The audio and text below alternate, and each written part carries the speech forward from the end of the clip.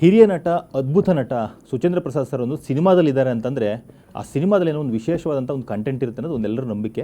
ಅದು ಕೂಡ ಹಿಂದೆ ಎಲ್ಲೋ ಸಿನಿಮಾಗಳು ಪ್ರೂವ್ ಮಾಡ್ಕೊಂಬಂದಿದೆ. ಈಗ ಅಂಥದ್ದೇ ಒಂದು ಅದ್ಭುತ ಕಾಂಟೆಂಟ್ ಇರುವಂಥ ಒಂದು ಸಿನಿಮಾ ತಿಮ್ಮನ ಮೊಟ್ಟೆಗಳು. ಈ ಸಿನಿಮಾದಲ್ಲಿ ಸುಚೇಂದ್ರ ಪ್ರಸಾದ್ ಸರ್ ಇದ್ದಾರೆ. ಆ ಸಿನಿಮಾದ ವಿಶೇಷತೆ ಏನು, ಅವ್ರ ಪಾತ್ರ ಹೇಗಿರುತ್ತೆ, ಆ ಸಿನಿಮಾ ಜನರ ಮೇಲೆ ಹೇಗೆ ಇಂಪ್ಯಾಕ್ಟ್ ಮಾಡುತ್ತೆ ಅಂತ ಕೇಳ್ತಾ ಹೋಗ್ತೀನಿ. ಸರ್, ನೀವೊಂದು ಸಿನಿಮಾದಲ್ಲಿ ಇದ್ದೀರಿ ಅಂತಂದರೆ ಮೊದಲು ಹೇಳಿದಾಗೆ ಆ ಸಿನಿಮಾ ಬಗ್ಗೆ ಒಂದು ಕುತೂಹಲ ಮೂಡುತ್ತೆ. ಈಗ ತಿಮ್ಮನ ಮೊಟ್ಟೆಗಳು ಅಂತ ಒಂದು ವಿಶೇಷ ಒಂದು ಸಿನಿಮಾ ಬರ್ತಾ ಇದೆ. ನೀವು ಆ ಸಿನಿಮಾದ ಒಂದು ಭಾಗ ಆಗಿದ್ದೀರಿ. ಏನು ಹೇಳ್ತೀವಿ ಈ ಸಿನಿಮಾ ಬಗ್ಗೆ? ಈ ಥರದೊಂದು ನಂಬಿಕೆ ಇರೋದಕ್ಕೆ ತುಂಬ ಸಂತೋಷ ಅಂತ ಅನಿಸುತ್ತೆ. ಯಾಕಂದರೆ ಯಾರು ಇದ್ದಾರೆ ಅಂತಂದರೆ ಅದರಲ್ಲಿ ವಿಶೇಷ ಅಂತಂದರೆ ನಿರ್ವಿಶೇಷನ ವಿಶೇಷ ಅಂತ, ಶೇಷದಲ್ಲೇ ವಿಶೇಷ ಇದೆ ಅಂತ ಯೋಚನೆ ಮಾಡುವಂಥದ್ದು. ತಿಮ್ಮನ ಮೊಟ್ಟೆಗಳು ಹಲವಾರು ಕಾರಣಗಳಿಗೆ ತುಂಬ ಮೆಚ್ಚುಗೆ ಮತ್ತು ತುಂಬ ವಿಶೇಷ ಅನಿಸೋದಕ್ಕೆ. ವಿಶಿಷ್ಟ ಯಾಕೆ, ವೈಶಿಷ್ಟ್ಯಪೂರ್ಣ ಯಾಕೆ ಅಂತ ಹೇಳಿದ್ರೆ, ಒಬ್ಬ ಗುಂಡಪ್ಪನವರಿದ್ದರು, ತಿಮ್ಮ ಅಂತ ಒಂದು ಪಾತ್ರ ಸೃಷ್ಟಿ ಮಾಡಿದರು. ಹಾಗೆ ಈಗ ರಕ್ಷದ ತೀರ್ಥಹಳ್ಳಿ ತಾನು ಒಬ್ಬ ಬರಹಗಾರ, ಮತ್ತೊಮ್ಮೆ ತಿಮ್ಮ ಅನ್ನೋ ಹೆಸರಿನಲ್ಲಿ ಇಟ್ಕೊಂಡಿದ್ದಾರೆ ತಿಮ್ಮನ ಮೊಟ್ಟೆಗಳು ಅಂತ ಹೇಳಿ. ಉರುಗ ಸಂತತಿ, ಅದರಲ್ಲೂ ಕಾಳಿಂಗ ಸರ್ಪ, ನಮ್ಮ ಸಹ್ಯಾದ್ರಿ ಮಡಲಲ್ಲಿ, ಕಾನನಗಳಲ್ಲಿ ಕಾಳಿಂಗ ಸರ್ಪ ಮತ್ತು ಅದರ ವೈಶಿಷ್ಟ್ಯ, ಅದು ಯಾಕೆ ಕಣ್ಮರೆ ಆಗ್ತಾಯಿದೆ ಇಂಥವನ್ನೆಲ್ಲ ಬಹಳ ಕಾಲದಿಂದ ನಾವು ಕೇಳ್ತಲೇ ಬಂದಿದ್ದೇವೆ. ಆದರೆ ಅದಕ್ಕೊಂದು ತುಂಬ ಪೂರ್ಣವಾದಂಥ ಮತ್ತು ಅಧ್ಯಯನಶೀಲವಾದ ಕೆಲಸಗಳನ್ನು ನಾವು ಕಡಿಮೆ ಮಾಡಿದ್ದೇವೆ. ನಾವು ನಾಡಿನಲ್ಲಿ ತುಂಬ ಆನಂದವಾಗಿ ಜೀವಿಸಿಬಿಡ್ತೇವೆ. ಹಾಗಾಗಿ ನಮಗನ್ಸೋದು ನಾವೆಲ್ಲ ಸುಭಿಕ್ಷವಾಗಿದ್ದೇವೆ, ಸುರಕ್ಷಿತವಾಗಿದ್ದೇವೆ ಅಂತ. ರಕ್ಷಿತರು ಈ ಉರಗ ಸಂತತಿಯ ಅರಕ್ಷಿತ ಭಾವವನ್ನು ಗುರುತಿಸಿದ್ದಾರೆ ಅಂತ ಅನಿಸುತ್ತೆ ನನಗೆ. ತಿಮ್ಮನ ಮೊಟ್ಟೆಗಳು ಮುಖಾಂತರ ಕಾಳಿಂಗ ಸರ್ಪ ಮತ್ತು ಅದರ ಜೊತೆಗೆ ಅನೇಕ ಸಂಗತಿಗಳನ್ನು ಹೇಳ್ತಾ ಹೋಗ್ತಾರೆ. ಅದು ಮಲೆನಾಡಿನ ಪರಿಸರದಲ್ಲಿ ಮಲೆಗಳೇ ಹೇಗೆ ಕಡಿಮೆ ಆಗ್ತಾಯಿವೆ, ಕಾಡುಗಳೆಲ್ಲ ನಾಡಾಗಿ ಆಗ್ತಾಯಿದೆ, ಇಂಥವೆಲ್ಲದನ್ನು ಬಹಳ ಕಾಲದಿಂದ ಅವರು ಈ ಹಿಂದಿನ ಸಿನಿಮಾಗಳು ಹೊಂಬಣ್ಣ ಇತ್ಯಾದಿಗಳನ್ನೆಲ್ಲ ನೋಡಿದಾಗ ಕಾಳಜಿಯುಳ್ಳಂಥ, ಪರಿಸರ ಪ್ರೇಮವುಳ್ಳಂಥ ಮತ್ತು ಜನನಿ ಜನ್ಮಭೂಮಿಶ್ಚ ಅನ್ನೋ ಹಾಗೆ ತನ್ನ ಜನ್ಮಭೂಮಿಯ ಕುರಿತಾಗಿ ಹೆಚ್ಚು ಕಳಕಳಿ ಇಟ್ಕೊಂಡಂಥ ಒಬ್ಬ ಜೀವ. ಮೊನ್ನೆ ಯಾರು ಹೇಳ್ತಿದ್ದ ಹಾಗೆ ಒಂದು ಜೇನು ಹುಳ ಇತ್ತಲ್ಲ, ಜೇನು ಹುಳುಗಳ ಸಂತತಿ ನಾಶವಾಗ್ತಾ ಇದೆ, ಅದರಿಂದಾಗಿ ಮನುಸಂಕುಲವೇ ನಾಶವಾಗಿಬಿಡಬಹುದು ಅಂತ, ಅಪಾಯಕಾರಿ ಅಂತ ಒಂದು ಎಚ್ಚರಿಕೆ ಕರಗಂಟೆಯನ್ನು ಅವರು ಬಾರಿಸಿದರು. ಇದನ್ನು ನಾವು ಹಾಗೆ ಅಂದ್ಕೊಳ್ತೇವೆ. ಉರಗ ಸಂತತಿ ನಾಶ ಅಥವಾ ಅದು ಅಳಿವಿನಂಚು ಬಂತು ಅಂತ ಹೇಳಿದ್ರೆ, ಈ ಅಳಿವಿನಂಚು ಇತ್ಯಾದಿ ಪದಗಳನ್ನು ಬಳಕೆ ಮಾಡ್ತೇವೆ ನಾವು ಅಷ್ಟೇ ಹೊರತು, ನಿಜವಾಗಿಯೂ ಅಳಿವು ಯಾವುದು ಅಂತಂದರೆ ಉಳಿಯೋದಕ್ಕೆ ಸಾಧ್ಯವಾಗದೇ ಹೋದುದನ್ನು ನಾವು ಮಾನ್ಯ ಮಾಡೋದಿಲ್ಲ. ಉಳಿವಿಗೆ ಯಾರು ಹತ ಇರುತ್ತೆ, ಹಪಾಪಿ ಇರುತ್ತೆ, ತಲ್ಲಣವಿರುತ್ತೆ, ತಾಕಲಾಟವಿರುತ್ತೆ, ಅಂಥವುಗಳನ್ನು ನಾವು ಒಂದಷ್ಟು ಅರ್ಥ ಮಾಡಿಕೊಳ್ಳುವ ಮತ್ತು ಮಾನ್ಯ ಮಾಡುವ. ಅದಕ್ಕಾಗಿ ನಾವೇನು ಮಾಡಬೇಕು? ಈಗ ನಾವು ಸಹಜೀವಿಗಳು, ನಮ್ಮದೇ ಭೂಜಗತ್ತು ಅಲ್ಲ. ಈ ಜಗತ್ತಿನಲ್ಲಿ ಇನ್ನೂ ಅನೇಕ ಜೀವ ವೈವಿಧ್ಯಗಳಿವೆ, ಆ ಸಂಕುಲಗಳಿವೆ. ಅವೆಲ್ಲದರ ರಕ್ಷಣೆಗೆ ಅಥವಾ ಅವುಗಳ ಪಾಡಿಗೆ ಅವು ಗಿಡಕ್ಕೆ ಬಿಡುವಂಥ ಕೆಲಸವನ್ನಾದರೂ ನಾವು ಮಾಡಬೇಕು ಅನ್ನೋ ಒಂದು ಎಚ್ಚರವನ್ನು ತಿಮ್ಮನ ಮೊಟ್ಟೆಗಳು ಕೊಡ್ತಾದ್ದರಿಂದ ಅದು ವಿಶೇಷವಾದ ಚಿತ್ರ ಆಗುತ್ತೆ. ತೀರ್ಥಹಳ್ಳಿಯವರೇ ಆದಂಥ ರಕ್ಷಿತರು ಕಾಡು ಮತ್ತು ಕಾಡಿನಲ್ಲಿರ್ಬೋದ ಇಂಥ ಜೀವವೈವಿಧ್ಯಗಳಲ್ಲಿ ಆಗ್ಬೋದಂಥ ಅಸಮತೋಲ ಇದೆಯಲ್ಲ, ಆ ತೋಲವನ್ನು ಕಾಪಾಡೋಕ್ಕೆ ನಾವು ಎಷ್ಟು ಸಂವಾದಿಯಾಗಿ ನಡಿಬೇಕಾಗಿದೆ, ಇನ್ನೇನೆಲ್ಲ ಮಾಡಬೇಕಾಗಿದೆ, ಹೇಗಿದ್ದೇವೆ ನಾವು ಆತ್ಮಾವಲೋಕನಕ್ಕಾಗಿ, ಆತ್ಮವಿಮರ್ಶಕ್ಕಾಗಿ ಒಂದು ಮನೋನಿಶ್ಚಯ, ಇನ್ನು ಮುಂದಾದರೂ ಹೀಗೆ ಮಾಡೋದು ಬೇಡ ಅಂತ. ನೀವು ಗಮನಿಸಿರಬೇಕು, ಅವರು ಚಿತ್ರೀಕರಣ ಮಾಡ್ತಿರ್ಬೇಕು, ಅದಕ್ಕೆ ಬರೀ ಅಕೇಶಿಯಾ ಮರಗಳೇ ಕಾಣ್ತಾ ಇವೆ, ಕಾಡಿನ ಮರಗಳೇ ಕಾಣ್ತಾ ಇಲ್ಲ. ಅಂದರೆ ಜೀವವೈವಿಧ್ಯದಲ್ಲಿ ಇಂಥ ಫಲ, ಪುಷ್ಪ ಇಂಥಗಳು ಯಾವುದೂ ಅವುಗಳನ್ನು ಆಹಾರ ಸರಪಳಿಗೆ ಪೂರಕವಾಗಿರುವಂಥ ಯಾವ ಜೈವಿಕ ಕ್ರಿಯೆಗಳಿಗೂ ಅವಕಾಶವಿಲ್ಲದಂಥ ಪರಿಸ್ಥಿತಿಯನ್ನು ನಾವು ನಿರ್ಮಾಣ ಮಾಡ್ಕೊಂಡು ಬಿಡ್ತು ಅಂತಂದರೆ, ನಮ್ಮ ಸಂತತಿ ಅಥವಾ ಮನುಷ್ಯ ಸಂತತಿ ಅಥವಾ ಮನುಸಂಕುಲ ಏನಿದೆಯಲ್ಲ, ಅದು ಸಹ ಭಾಳ ಬೇಗ ಅಳಿವಿನಂಚಿಗೆ ಬಂದು ನಿಂತಿದೆ ಆಗಲೇ. ಹಾಗಾಗಿ ಈ ಸಂಘರ್ಷ, ಮಾನವ ಪ್ರಾಣಿ ಸಂಘರ್ಷ ಅಂತ ನಾವೇನು ಹೇಳ್ತಿದ್ದೀವಿ, ಈ ಮಾನವ ಪ್ರಾಣಿ ಸಂಘರ್ಷ ಆಗೋದು ಯಾಕೆಂದರೆ ಪ್ರಾಣಿಗಳಿರೋ ಜಾಗದಲ್ಲಿ ಮನುಷ್ಯ ಆಕ್ರಮಿಸ್ಕೊಂಡಿದ್ದಾನೆ ಅನ್ನೋ ಕಾರಣಕ್ಕಾಗಿ. ಅದ್ರ ಪಾಡಗದು ಅವ್ರು ತಮ್ಮ ಭಾಳ ಅನುಚಾನವಾಗಿ ನಡೆದು ಬಂದ ಒಂದು ಆಚರಣೆ ಪದ್ಧತಿ, ಏನು ಪ್ರಕ್ರಿಯೆ ಇದೆ, ಆ ಪ್ರಕ್ರಿಯೆಗೆ ನಾವು ಅನುವಾಗಿಬಿಡ್ತು ಅಂತಂದರೆ, ಆ ಪ್ರಕ್ರಿಯೆನ ತನ್ನಷ್ಟು ತಾನು ಈಡಕ್ಕೆ ಬಿಟ್ಬಿಡ್ತು ಅಂತಂದರೆ ಇದು ಭಾಳ ಸುಲಭವಾಗ್ತಿತ್ತು. ಅಂಥ ಎಲ್ಲ ವಿಚಾರಗಳನ್ನು ತಿಮ್ಮನ ಮೊಟ್ಟೆಗಳು ಮಾತಾಡ್ತಾ ಹೋಗುತ್ತೆ ಅನ್ನೋದೇ ವಿಶೇಷ ಈ ಚಿತ್ರದ್ದು. ಸಿದ್ಧ ಸೂತ್ರಗಳು ಇಟ್ಕೊಂಡು ಸಿನಿಮಾ ಮಾಡೋಂಥವ್ರು ಇರ್ತಾರೆ, ಕೇವಲ ಉದ್ಯಮಕ್ಕಾಗಿ, ವಾಣಿಜ್ಯಕ್ಕಾಗಿ ಅಂತ ಸಿನಿಮಾ ಮಾಡೋಂಥವ್ರು ಇರ್ತಾರೆ. ಅಂಥವೆಲ್ಲವನ್ನು ಪಕ್ಕಕ್ಕಿರಿಸಿ ದಿಟ್ಟತನದಿಂದ ತಾನು ಅಭಿವ್ಯಕ್ತಿ ಸಂವಹನಕ್ಕಾಗಿನ ಪ್ರಬಲ ಮತ್ತು ಪರಿಣಾಮಕಾರಿ ವೇದಿಕೆ ಇದು ಅಂತ ಹೇಳಿ ಮಾಧ್ಯಮದ ಸದ್ಬಳಕೆ ಮಾಡಿಕೊಂಡದ್ದು ತಿಮ್ಮನ ಮೊಟ್ಟೆಗಳು ಮತ್ತೊಂದು ವಿಶೇಷ.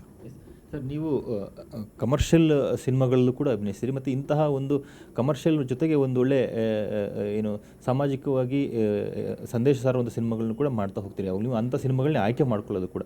ಈ ಸಿನಿಮಾದಲ್ಲಿ ಒಂದು ಪಾತ್ರ ಬಗ್ಗೆ ಮಾತಾಡ್ತಾ ಹೋಗ್ತಾರೆ. ನಿಮ್ಮ ಪಾತ್ರ ವಿಶೇಷವಾಗಿ ಕಾಣ್ತಾ ಹೋಗುತ್ತೆ. ಹೇಗೆ ತಿಮ್ಮನ ಮೊಟ್ಟೆಗಳು, ತಿಮ್ಮನ ಪಾತ್ರ ಎಷ್ಟು ಇಂಪಾರ್ಟೆಂಟ್, ಅದ್ರ ಜೊತೆಗೆ ಆ ಕಡೆ ಪಾತ್ರರಾಗಿ ನಿಮ್ಮ ಪಾತ್ರ ಕೂಡ ಅಷ್ಟು ದೊಡ್ಡದಾಗಿ ಕಾಣಿಸ್ತಾ ಹೋಗುತ್ತೆ. ಆ ಟ್ರೈಲರ್ ಆ ಒಂದು ಇದನ್ನು ತೋರಿಸ್ತಾ ಹೋಗಿದ್ದೀರಿ ನೀವು. ಹಾಗೆ ನಿಮ್ಮ ಪಾತ್ರದ ಬಗ್ಗೆ ಹೇಳೋದಾದ್ರೆ, ಕೆಲವು ಹುಟ್ಟುಗಳನ್ನು ಬಿಟ್ಟುಕೊಡಬಾರ್ದು, ಆದರೂ ಸಹ ನಾಗರಿಕರಿಗೆ ಹಕ್ಕುಗಳು ಹೇಗಿವೆಯೋ ಹಾಗೆ ನಾಗರಿಕ ಕರ್ತವ್ಯಗಳು ಅಂತಲೂ ಇವೆ. ಅದರಲ್ಲಿ ನಾವು ಒಬ್ಬ ಉರುಗ ತಜ್ಞನಾಗಿ ನಾನು ಪಾಲ್ಗೊಳ್ತೇನೆ ಅನ್ನೋದಾದರೆ, ಆ ಉರುಗ ತಜ್ಞನಿಗೆ ತಾನು ನಿರ್ವಹಿಸಬೇಕಾದ, ಅವನು ಇರಿಸ್ಕೊಂಡಿರಬೇಕಾದ ಚೌಕಟ್ಟೇನು, ತನ್ನ ಆವರಣವೇನು ಮತ್ತು ಎಷ್ಟನ್ನು ಅನಾವರಣ ಮಾಡಬೇಕು ಅನ್ನೋದನ್ನೆಲ್ಲ ತನಗೆ ಗೊತ್ತಿರಬೇಕು. ಲಾಲಸೆಗಾಗಿ, ಸ್ವಾರ್ಥಕ್ಕಾಗಿ, ಸ್ವಹಿತ ಸಾಧನೆಗಾಗಿ ಅಂತ ಏನಾರು ಮಾಡೋಕ್ಕೆ ಹೊರಟಾಗ ಎಂಥ ಘೋರವ ಸಂಭವಿಸಿತು. ಮತ್ತು ಯಾವುದನ್ನು ನಾವು ಪದ್ಧತಿ, ಯಾವುದನ್ನು ನಾವು ಆಚರಣೆ ಅಥವಾ ಯಾವುದು ಸೂತ್ರ ಸಂಬಂಧ ಅಂತ ಹೇಳ್ಕೊಂಡು ಬಂದಿದ್ದೀವಿ, ಅವೆಲ್ಲವನ್ನ ಹಣದ ಲಾಲಸೆಯಿಂದ ಮುನ್ನುಗ್ಗಿ ಮಾಡೋಕ್ಕೆ ಅಂತ ಹೊರಟಾಗ ಸ್ಥಾನಿಕರು, ಅದರಲ್ಲೂ ಸಂಪ್ರದಾಯಸ್ಥರು, ಅವರು ಅನುಭವಿಸ್ಬೋದಾದಂಥ ಚಡಪಡಿಕೆ ಇದೆಯಲ್ಲ, ಅದೆಲ್ಲದರ ಅಳವಡಿಕೆ ಈ ಚಿತ್ರದಲ್ಲಿ ಇದೆ ಅನ್ನೋ ಕಾರಣಕ್ಕಾಗಿ ನಾನೊಬ್ಬ ಉರುಗತಜ್ಞನಾಗಿ ಇದರಲ್ಲಿ ಅದನ್ನು ತೆರೆ ಮೇಲೆ ನೋಡಿಯೇ ಅದನ್ನು ಗ್ರಹಿಸಬೇಕು. ಉರುಗತಜ್ಞರು ಇರ್ತಾರೆ, ಹೀಗೂ ಇರ್ತಾರೆ, ಹೇಗಿರಬಾರ್ದು ಅಥವಾ ಹೇಗಿದ್ದರೆ ಅನುಕೂಲವಾದಿತ್ತು ಉರುಗ ಸಂತತಿಯೇ ನಾವು ಒಳಿವು ಅಂತ ಓಡಾಡ್ತಿರ್ತಾರೆ ಅವರು. ಅಂಥ ಓಡಾಟದಲ್ಲಿ ಅವರ ವಾಂಛೆ ಏನಿರುತ್ತೆ, ಅವರ ಮನೋಭಿಲಾಷೆ ಏನಿರುತ್ತೆ, ಆಕಾಂಕ್ಷೆ ಏನಿರುತ್ತೆ, ಅದನ್ನೆಲ್ಲನೂ ತುಂಬ ಚಂದದ ಹೊಳಹುಗಳೊಟ್ಟಿಗೆ ಅದನ್ನು ಚಿತ್ರೀಕರಿಸಿದ್ದಾರೆ ರಕ್ಷಿತರು.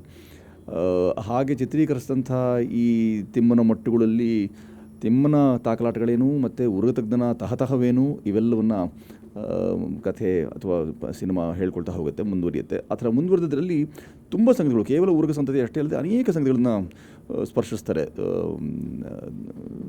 ರಕ್ಷಿತ್ ತೀರ್ಥಹಳ್ಳಿಯವರು. ರಕ್ಷಿತರು ಇದೆಲ್ಲನೂ ರಕ್ಷಿಸಬೇಕು ಅನ್ನೋ ಮನೋಭಾವದಿಂದಲೇ ಮತ್ತು ಅಂಥ ಅಭಿಲಾಷೆಯಿಂದಲೇ ತಿಮ್ಮನ ಮೊಟ್ಟುಗಳು ಅಂಥ ಚಿತ್ರವನ್ನು ಮಾಡಿದ್ದಾರೆ. ಮತ್ತು ನನ್ನ ಅಭಿಲಾಷೆ ಏನು ಅಂತಂದರೆ, ನನ್ನ ಮನೋಕಾಮನೆ ಏನು ಅಂತ ಹೇಳಿದ್ರೆ, ಇಂಥ ಅನೇಕ ಚಿತ್ರಗಳು, ಇಂಥ ಸಂಖ್ಯೆ ಹೆಚ್ಚಾಗಬೇಕು. ಉರುಗ ಸಂತತಿ ಅಷ್ಟೇ ಅಲ್ಲದೆ ಇಂಥ ಸದಭಿರುಚಿಯನ್ನು ಮೂಡಿಸುವಂಥ ಮತ್ತು ನಮ್ಮನ್ನು ನಾವು ಅವಲೋಕಿಸಿಕೊಳ್ಳುವಂಥ ಮತ್ತು ಪ್ರಶ್ನೆಗಳನ್ನು ಇರಿಸಿಕೊಂಡು ಚರ್ಚೆಗೆ ಅನುವಾಗುವಂಥ ಅನೇಕ ಸಂಗತಿಗಳನ್ನು ನಾವು ಸಿನಿಮಾ ರೂಪದಲ್ಲಿ, ದೃಶ್ಯಕಾವ್ಯದಲ್ಲಿ ಕಟ್ಕೊಡ್ತಾ ಇರಬೇಕಾದಾಗ ಬರುವ ತಲೆಮಾರುಗಳಿಗೆ ಬಹಳ ದೊಡ್ಡ ಆಕರವಾಗಿ ಅದು ದಕ್ಕೀತು, ಪಥದರ್ಶಿ ಆದೀತು, ಪ್ರೇರಣಾದಾಯಿ ಆದೀತು. ಹಾಗಾಗಿ ತಿಮ್ಮನ ಮೊಟ್ಟುಗಳು ತುಂಬ ಸ್ತುತ್ಯ ಮತ್ತು ಶ್ಲಾಘ್ಯ ಅನಿಸುತ್ತೆ. ಸರ್, ನೀವು ಮಲೆನಾಡಿನ ಕಥೆಯ ಸಿನಿಮಾಗಳಲ್ಲಿ ಹಲವಾರು ಸಿನಿಮಾಗಳಲ್ಲಿ ಅಭಿನಯಿಸಿದಿರಿ. ಅವು ಬೇರೆ ಬೇರೆ ಥರದ ಒಂದು ಸಿನಿಮಾಗಳು. ಈ ಸಿನಿಮಾದಲ್ಲಿ ಅಭಿನಯಿಸಿದಾಗ ಆ ಒಂದು ಕಾಡಿನೊಳಗಡೆ ಒಂದು ಅನುಭವ ಹೇಗಿತ್ತು, ಆ ಪ್ರಕೃತಿ ಸೌಂದರ್ಯದ ಬಗ್ಗೆ ಮಾತಾಡೋದಾದರೆ ಈಗ ಹೇಗೆ ಅನಿಸುತ್ತೆ ನಿಮಗೆ? ಒಳ್ಳೆ ಪ್ರಶ್ನೆ ಕೇಳಿದ್ರಿ ನೀವು. ಮಲೆನಾಡು ಉಳಿದಿದೆ ಇಲ್ಲಿ, ಈಗ ಮಲೆ ಇಲ್ಲ ತಾಗಲೇ ಹೇಳಿದೆ ನಾನು, ನಾಡಾಗಿದೆ ಅದು.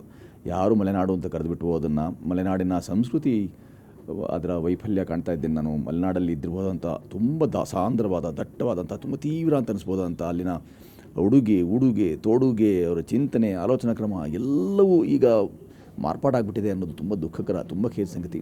ನಾವು ಹೇಳಿದ ಹಾಗೆ ನೀವು ನೆನಪಿಸಿ, ನನಗೊಂದು 20-30 ವರ್ಷಗಳ ಹಿಂದೆ ಹೋಗೋಂಗೆ ನನಗೆ ಪ್ರೇರಣೆ ಕೊಟ್ಟರೆ ನೀವು. ಅಂಥ 30 ವರ್ಷಗಳಿಂದಲೂ ಆ ಮಲೆನಾಡಿನ ಸಂಬಂಧಪಟ್ಟಂಥ ಅನೇಕ ಚಿತ್ರಗಳಲ್ಲಿ ಪಾಲ್ಗೊಳ್ತಾ ಕೆಲಸ ಮಾಡ್ತಾ ಬಂದಾಗ ನನಗೆ ಮಲೆನಾಡಿನಲ್ಲಿ ಇದ್ದಂಥ ಆ ಎಲ್ಲ ವಿಚಾರಗಳು ಈಗ ಕಣ್ಮರೆ ಆಗ್ತಾ, ಅದು ತುಂಬ ಆಧುನಿಕೀಕರಣ ನಮ್ಮನ್ನು ಆವರಿಸ್ಕೊಂಡ್ಬಿಟ್ಟಿದೆ ಅನ್ನೋದೇ ಬೇಸರದ ಸಂಗತಿ.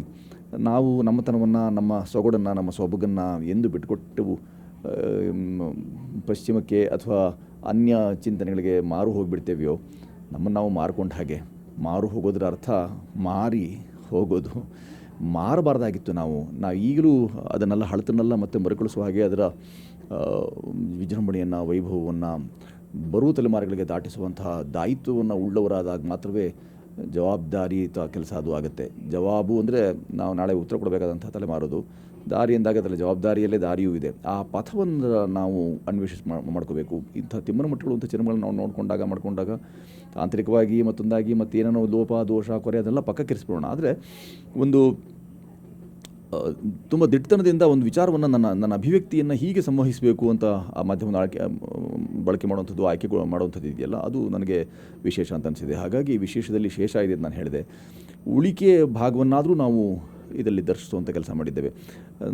ಈಗ ಯಾರಾದರೂ ಮಲೆನಾಡಲ್ಲಿ ಹೋಗಿ ನಮಗೆ ಬೇಕಾಗಿರುವಂಥ ಮಲೆನಾಡಿನ ಪರಿಸರವನ್ನು ನಾವು ಹುಡುಕ್ತೇವೆ ಮಲೆನಾಡಿನಲ್ಲಿಯೇ ಅಂದಾಗ ಸಹಜವಾಗಿ ಬೇಸರ ಮೂಡಿಸುತ್ತೆ. ಮಲೆನಾಡಿನಲ್ಲಿ ಎಲ್ಲಿ ಇಟ್ಟರು ನೀವು ಯಂತ್ರೋಪಕರಣಗಳನ್ನ ತೊಗೊಂಡು ಹೋಗಿ ಎಲ್ಲಿಟ್ಟರು ಸಹ ಅದು ಮಲೆನಾಡು ಹಾಗೆ ಕಾಣಿಸ್ಬೇಕು. ಅದು ಬಿಟ್ಟು ಮಲೆನಾಡು ಎಲ್ಲಿದೆ ಅಂತ ಮಲೆನಾಡಲ್ಲೇ ಹುಡುಕೋದಿದೆಯಲ್ಲ, ಅದು ನನಗೆ ಬಹಳ ಬೇಸರದ ಸಂಗತಿ. ಆದರೆ ಅಲ್ಲಿನ ಹಿರಿಯರು ತುಂಬ ಜನರು ಅವರ ಕಣ್ಣೀರು ಹಾಕೋದನ್ನು ನೋಡಿದ್ದೇನೆ. ನಮ್ಮಲ್ಲಿ ಅದು ಗೊಬ್ಬೆ ಸೀರೆ ಆಗಿರ್ಬೋದು, ಕುಟ್ಟೆಗಳು ಆಗಿರ್ಬೋದು, ಆಹಾರ ಕ್ರಮದಲ್ಲಿ ಮತ್ತು ವಿಹಾರದಲ್ಲಿಯೂ, ವಿಚಾರದಲ್ಲಿಯೂ, ಆಚಾರದಲ್ಲಿಯೂ ಎಲ್ಲವೂ ಇಷ್ಟೊಂದು ಗಜ ವ್ಯತ್ಯಾಸ ತಂದಿರೋದನ್ನು ಸಹಿಸೋಕ್ಕಾಗೋಲ್ಲ. ಅದು ಮಲೆನಾಡು ಅಷ್ಟೇ ಅಲ್ಲ, ಇಡೀ ನಮ್ಮ ಇಡೀ ಭೂಭಾಗಕ್ಕೆ ಕರ್ನಾಟ ಅದಕ್ಕೆ ಕರ್ಣೇಶು ಅಟತಿ ಇತಿ ಅಂತ ಕರ್ನಾಟಕವನ್ನು ಹಿಂದೆ ಹೇಳಿದ್ರವರು. ಆ ಥರದ ಕಿವಿಗಳಲ್ಲಿ ಅನುರಣಿಸುವಂಥ, ಕಣ್ಣುಗಳಲ್ಲಿ ಅದು ತುಂಬಿಕೊಳ್ಳುವಂಥ ಆ ಥರ ಸೌಂದರ್ಯವನ್ನು ನಾವು ನಮ್ಮ ಲಾಲಸೆಗಳಿಗಾಗಿ ಅದನ್ನು ಹಾಳು ಮಾಡ್ತಿದ್ದೇವೆಯಾ, ಹಾಳು ಮಾಡಿದಿರೋದ್ರಿಂದ ನಾವು ಅನುಭವಿಸಬೇಕಾದ ಇದು ಶಾಪ. ಇದು ಮನುಸಂಕುಲಕ್ಕೆ ಆಗಬಹುದಾದ ಶಾಪ ಯಾವ ಮಲೆನಾಡಿಗರೂ ಇದನ್ನು ಸಂಭ್ರಮಿಸೋಲ್ಲ, ಅಥವಾ ಯಾವ ಕನ್ನಡಿಗರೂ ಇದನ್ನು ಒಪ್ಪುವಂಥ ಮಾತಲ್ಲ. ಅದು ನಾವು ನಮ್ಮದನ್ನು ಎಂದೂ ಬಿಟ್ಕೊಡಬಾರ್ದು. ಅದಕ್ಕೆ ಸಾಧ್ಯಾದಷ್ಟು ರಕ್ಷಣೆಯನ್ನು, ಸಾಧ್ಯದ ಸಂರಕ್ಷಣೆಯನ್ನು ಕೊಟ್ಟು ಅದನ್ನು ನಾವು ಬಳಸಿ ನಂತರ ಬರುವ ತಲೆಮಾರುಗಳಿಗೆ ತದ್ವತ್ತು ಹೇಗಿತ್ತು ಹಾಗೆ ಅದನ್ನು ರವಾನೆ ಮಾಡುವಂಥ ದಾಟಿಸುವ ಕೆಲಸವನ್ನು ಮಾಡಿದಾಗ ಮಾತ್ರವೇ ನಮಗೆ ಶ್ರೇಯ. ಇಲ್ಲ ಅಂತಂದರೆ ನಾವು ಹಿರಿತನ ಅಂತ ನೀವು ಆಗಲೇ ಹೇಳ್ತಾ ಹಿರಿಯ ಅಂತೆಲ್ಲ ಹೇಳಿಬಿಟ್ರಿ. ನನ್ನ ಹಿರಿತನಕ್ಕೆ ಒಂದ್ಸಲಿ ಎದೆ ಝಲ್ಲನ್ನು ಬಿಡುತ್ತೆ.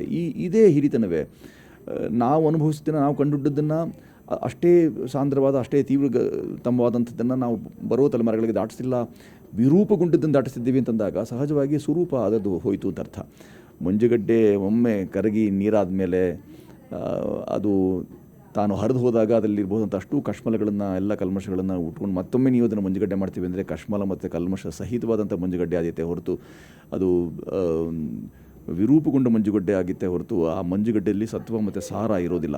ಹಾಗಾಗಿ ಮಹತ್ವ ಇರೋದನ್ನು, ಸತ್ವಯುತವಾದದ್ದನ್ನು ಉಳಿಸ್ಕೊಳ್ಳುವಂಥ ಕೆಲಸವನ್ನು ತಿಮ್ಮನಮಟ್ಟಗಳು ಅಂತ ಸಿನಿಮಾದ ಮುಖಾಂತರ ಪ್ರತಿಪಾದಿಸುವ, ಅದನ್ನು ದಾಖಲಿಸುವ, ಅದನ್ನು ದಾಟಿಸುವ ಕೆಲಸವನ್ನು ಎಷ್ಟು ಮಾಡ್ತೇ ಹೋಗ್ತೇವೆಯೋ ಬರುವ ತಲೆಮಾರುಗಳು ಅದನ್ನು ಸೂಕ್ಷ್ಮವಾಗಿ ಗಮನಿಸೋದಷ್ಟೇ ಅಲ್ಲದೆ ಆ ಸಿನಿಮಾನ ಯಾಕೆ ನೋಡಬೇಕು ಅಂತ ಹೇಳಿದ್ರೆ ಈ ಕಾರಣಕ್ಕೆ ನೋಡಬೇಕು.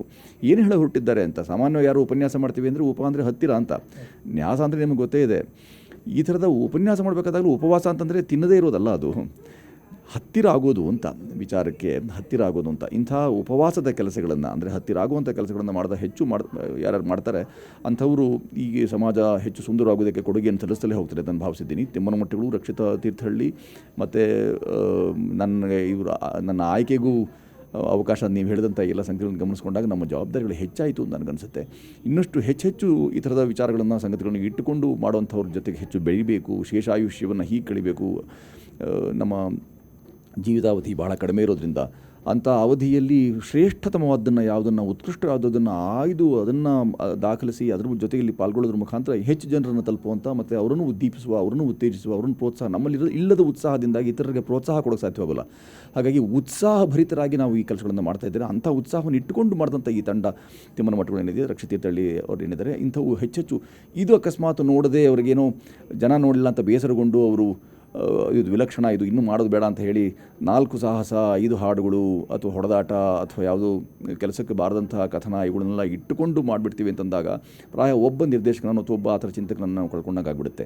ಆ ಎಲ್ಲ ನಿಟ್ಟಿನಿಂದಾಗಿಯೂ ಸಹ ನಾನು ಅರಿಕೆ ಮಾಡ್ಕೊಳ್ಳೋದು, ವಿನಂತಿ ಮಾಡ್ಕೊಳ್ಳೋದೇನು ಅಂತ ಹೇಳಿದ್ರೆ, ತಿಮ್ಮನಮಟ್ಟಗಳು ಅಂಥ ಸದಭಿರುಚಿಯ ಬಿತ್ತುವಂಥ ಚಿತ್ರಗಳನ್ನು ನಾವು ಅಭಿರುಚಿಗೆ ಅಷ್ಟೇ ಅಲ್ಲದೆ ಅದರಲ್ಲಿ ಹೇಳಿರುವಂಥ ಆಡಕ ಮತ್ತು ಅದರ ಅನುಷ್ಠಾನಕ್ಕೆ ಇದನ್ನು ನಾವು ಬಳಕೆ ಮಾಡಬೇಕಾಗಿದೆ.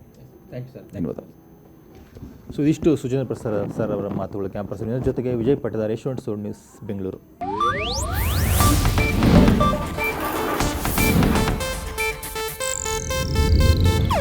ಇದು ಏಷ್ಯಾನೆಟ್ ನ್ಯೂಸ್ ನೆಟ್ವರ್ಕ್ ಪ್ರಸ್ತುತಿ.